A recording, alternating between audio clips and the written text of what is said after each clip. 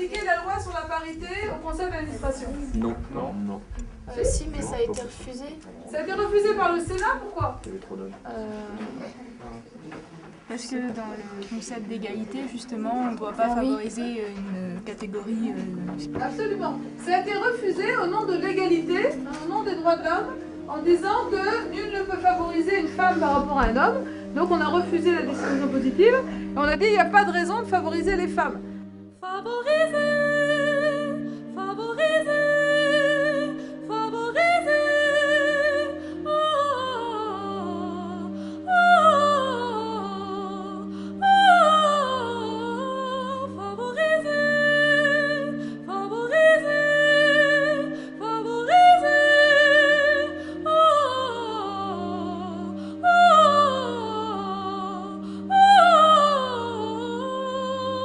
oh, Si on revient aux ouvriers maintenant, d'accord? On a parlé de discrimination, de problèmes sociaux. Quels sont les problèmes qui frappent davantage les ouvriers aussi? Si on compare l'espérance de vie d'un ouvrier et d'un cadre, qu'est-ce qu'on remarque? Il y a l'alcoolisme aussi. Des problèmes d'alcoolisme, davantage chez les ouvriers, oui. Il y a un écart de 10 ans. Il y a un écart, oui. De 10 ans en moyenne. Il y a un écart de 10 ans en moyenne. Et c'est lié aux conditions de travail. Voilà, le cadre en moyenne, il vit 10 ans de plus que l'ouvrier. Donc ça, c'est quand même tout à fait énorme. Alors ça peut s'expliquer comment? Il y a un accès à la santé, au logement et tout qui sont différents par rapport au cadre. Alors un accès à la santé, ouais. On peut parler du rapport au corps. Alors quelle va être la différence? Les cadres prennent soin de leur santé. Alors l'ouvrier travaille plus avec son corps, ça c'est vrai? Oui. Problème de richesse, pourquoi? Bah, forcément, quand on a l'argent, on accède plus facilement aux soins, aux services et tout. C'est aussi Alors, culturel, du oui. fait qu'ils n'osent pas aller chez le médecin parce qu'ils considèrent que si jamais ils vont chez le médecin, leur corps a un peu lâché, les a un peu lâchés. Oui. Donc c'est un peu pour eux un genre de blessure interne, enfin, Absolument, c'est intéressant. C'est un aveu leur faiblesse en C'est fait. ça, voilà. Aller chez le médecin va apparaître comme un aveu de faiblesse. Donc on sait que les ouvriers vont beaucoup moins chez le médecin que les cadres. C'est pour ça que certaines maladies comme le cancer de la peau tuent beaucoup plus d'ouvriers que de cadres, puisqu'ils vont les consulter quand ils sont déjà à un stade vraiment très critique. Aussi, madame, la visite chez le médecin, c'est gratuit. Oui, bon, il y a cet mais aspect maintenant financier, mais... c'est à moitié remboursé. Enfin, je sais pas trop comment ça marche, mais je pense que c'est remboursé.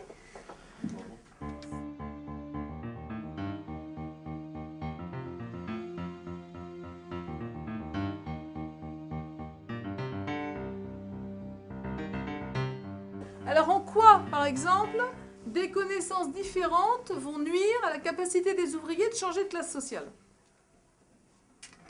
Ouvrier, ça va moins. Enfin, les fils d'ouvriers ou les enfants d'ouvriers, ça va moins au cinéma ou des choses comme ça. Donc ils Au ont moins au moins cinéma, oui, vous avez des données un peu précises, c'est au cinéma ou ça aussi? Au musée, Au musée? au théâtre, ils font moins de sport.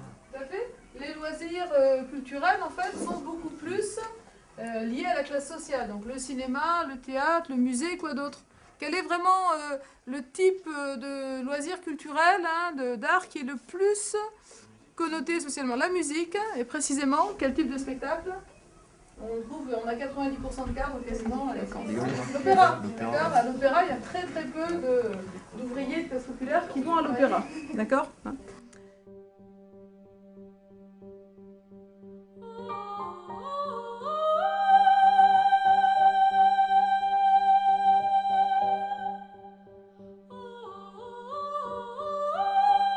Il y a toujours une domination très forte finalement sur les ouvriers qui ont tendance à pas vraiment pouvoir changer de classe sociale.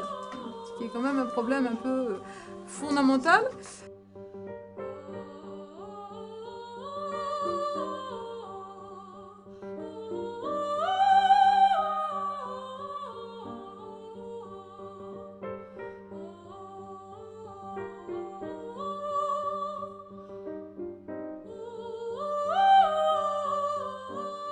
Il y a toujours une domination très forte finalement sur les ouvriers.